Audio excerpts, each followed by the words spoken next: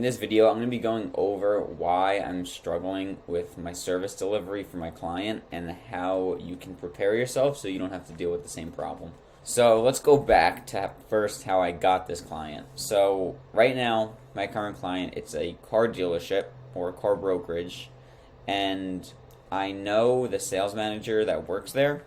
He's been my friend for a few months now, and when I started this business, I was thinking of different niches to go into, and I tried with insurance agents first.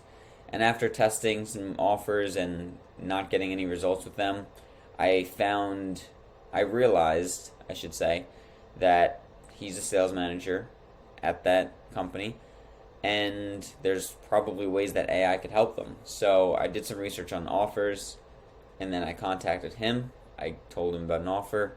He said it sounds interesting, so I made my pitch to the owner of the company, and I got the client. However, I can't deliver the service, so I'm going to be needing to switch it up, and that's the story that we're going to be getting into. So my offer that I decided was a lead magnet that will help them get more warm inbound leads coming into their sales funnel.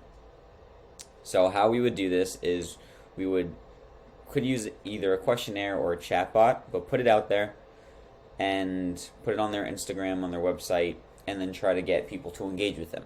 So then people will engage, they'll put in their name, their phone number, their email, and then they'll answer a couple questions like the VIN number of their current car, the miles the car has, the grade, the condition that the car is in, and we'll use those, and then we'll connect it to an API for something like Carfax or Manheim, which are two websites that car brokers use to figure out the trade-in value of vehicles, or just the value in general of vehicles. So then they'll put that information in. Well, the AI will then tap into the API, put that information in, and then be able to spit out its results, essentially. So Carfax didn't work because we couldn't get the API. So then we were trying with Manheim, and we had to request the API. So I did a couple requests, and they just kept saying, like, basically they were invalid. They're not really sure what they want. So I was like, all right, I'm not really sure what to do here. I consulted with a developer. I consulted with two developers, actually. So one was the one that was actually going to build the chatbot for me, and then the other was just a developer to kind of give me some more guidance on what exactly I was requesting, why, or what I should ask to request. And so the developer that I'm actually working with, he's the one that told me to submit the request, and then they'll give it. So after that didn't work a couple times, I consulted with the second developer, and I asked him, what should I be asking for? Like, they don't seem to understand what I'm doing right now. Clearly it's not working. So how do I request this API that I need? He's like, all right, you got to talk to them on the phone or through email and tell them exactly, break down what we're doing and why we need it. So after going back and forth with them for like a month, because they weren't replying, or at first I had my client actually requesting the API and dealing with it, and then I'm like, all right, well, I need to do this, because the reason I had them doing it is because they have the Manheim account, so I didn't have the account. So I was like, all right, let me just talk to them and see if I could figure out what we're doing here. So then we set up a meeting, me and someone from Manheim from the development side who actually handles the APIs, and they were explaining how the APIs actually worked. So basically, there's a couple different factors here. One, we need to use it at least 1,000 times per month, and I was like, I cannot guarantee that we're going to be getting 1,000 hits a month, especially not at first. Two, it costs like a couple $100 per month to even have it and be able to use it. So usually you don't have to pay for it. I think, at least from everything that I've seen, you don't have to pay. So that was interesting. You have to pay a couple hundred. I said we were probably only going to get like maybe 10 for a few months, and they're like, oh, well, it might not even be worth it. And even if it was worth it, you have to have 1,000. And then they were saying that we can't attach it to an algorithm, which I'm not exactly sure. I don't think we're attaching it to an algorithm. It's just, instead of the car brokerage putting all that information in, it's going to be the AI putting it all in. So it's the same concept, except we're just replacing the person with AI. So that shouldn't have been a problem, but they mentioned that, so I thought I'd throw that in there. So now that I dealt with that, I had to tell my client that we couldn't do what we were doing. So the reason why we were doing that lead magnet is to attract people who are looking to trade in their car, and they'll get the trade-in value, and we'll get the information, and then the car brokerage, my client, could then call them and say, hey, I saw you're possibly looking to trade in your vehicle, and then maybe they could take their vehicle and sell them a new one. So now that doesn't work, right? We got through that. It's not going to happen.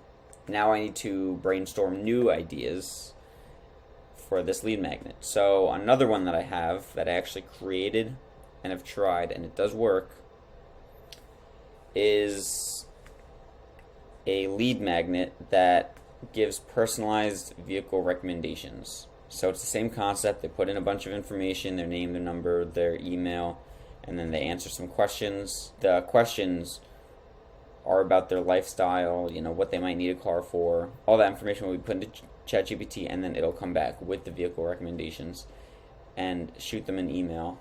And then we'll collect all that information, put it on a lead sheet on Google Sheets, and then they'll be able to follow up that way. And then if they have a good deal on one of their cars, they can cold call or warm call at that point and say, hey, I saw these vehicles were recommended. We have some offers right now for some good prices. And then they could try to make a sale that way. So that's the new idea. I did make that. Now it needs some improving. But what I'm going to do is I'm going to make sure it's completed the right way. And then I'm going to make a video on how to make that.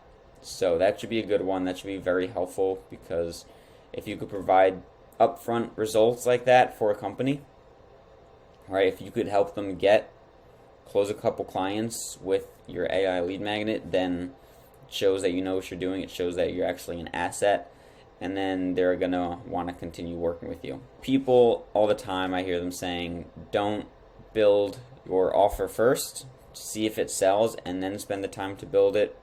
And I have to say, I disagree with that, because what if you sell it and then you can't create it, right? So it's like, this was a free client, and I know the guy, so it's a little different.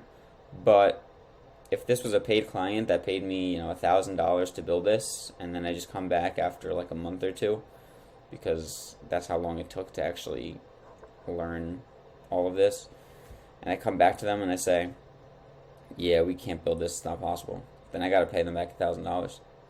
So then you lost a client, and that it is what it is. So that's why you get a free client first, to learn these things, but also that's why you should have the knowledge to be able to build things yourself and know that it's possible, and then sell it. So I have to say, I do disagree with people that say sell first to see if people actually want it, and then build. Learn how to build and then sell, and if no one wants it, learn how to build another one and then sell.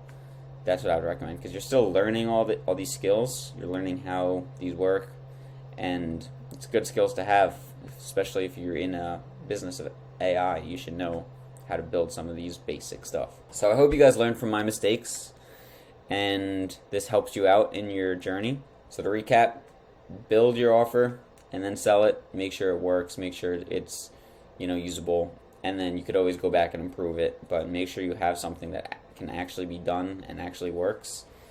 And I hope you guys enjoyed, and I hope you guys learned something. So until next time, peace.